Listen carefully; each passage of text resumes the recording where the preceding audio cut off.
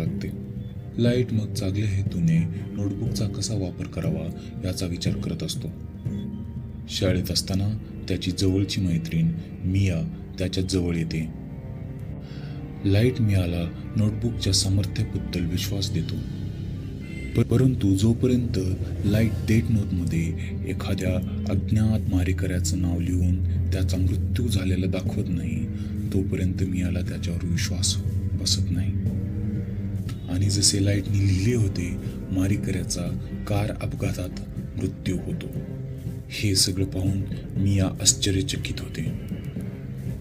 या प्रकरणानंतर दोघे मिळून इंटरनेटचा वापर करून जगातील सर्व दुष्ट लोकांची नावे लिहायला लागतात आणि सर्व लोक एकानंतर एक मरण पावतात. लाईट पुढे जाऊन कीरा हे नाव धारण करतो आणि जगभरातील गुन्हेगार